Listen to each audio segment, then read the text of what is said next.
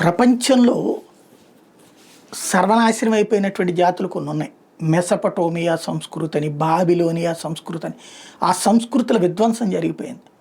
ఇప్పటికీ సాంస్కృతిక విధ్వంసం జరుగుతున్న ప్రపంచంలో ఒకప్పుడు జరిగిపోయిన మళ్ళీ తట్టుకుని నిలబడి ఇంత చిన్న పార్ట్ ఉన్నది యూదులు, ఇజ్రాయెల్లో ఉంటున్నారు.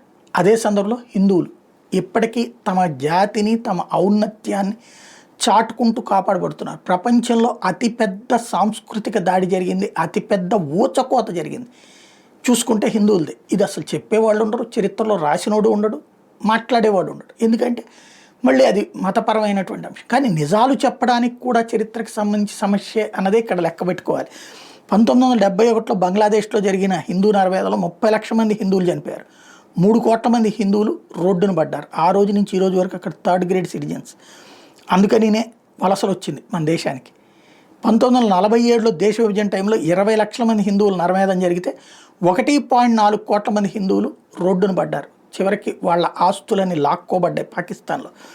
అదే సందర్భంలో 1950లో ఈస్ట్ బెంగాల్ అల్లర్లో 5 లక్షల మంది హిందువులు నరమేధం జరిగితే 45 లక్షల మంది హిందువులు నిర్వాసితులయ్యారు. ఇప్పటికీ వాళ్ళ బ్రతుకులు అదే విధంగా ఉన్నాయి.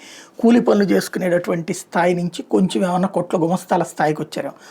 1857 అప్పుడు అంతే జరిగింది. మొదటి స్వతంత్ర సంగ్రామం అప్పుడు 6.8 లక్షల మంది హిందువులు మారణహోమం జరిగింది. 1000 నుండి 1525 మధ్యలో 525 ఏళ్లలో 40 కోట్ల మంది హిందువులు మారణహోమం జరిగింది అన్నటువంటిది. ఇది తారిక్ ఈ ఫిరిష్ట ప్రకారం 70 లక్షల మంది అని చెప్తారు. అంటే ఈ 1000 ఏళ్లలో కనీసం 5 కోట్ల మంది హత్యల, మానభంగాల జరిగినటువంటిది ప్రపంచ చరిత్రలో రాయబడినటువంటిది. ఒక దేశం మీదన దాడి జరిగినటువంటి కోణంలో, లేకపోతే హిందువులకు సంబంధించినటువంటి నాయకులు వేస్ట్గాళ్ళు అన్నటువంటి కోణంలో పోరాడినటువంటి రాజుల్ని అసమర్థుల కింద చూపించేటటువంటి క్రమంలో చరిత్ర రాయబడింది తప్పించి హిందువుల మీద జరిగిన కుట్రల్ని ఒరిజినల్ స్వరంతో రాయలేనటువంటి పరిస్థితి ఉంది. ఎప్పటికైనా చరిత్రని సక్రమంగా రాసే రోజులు రావాలని కోరుకోవాలి.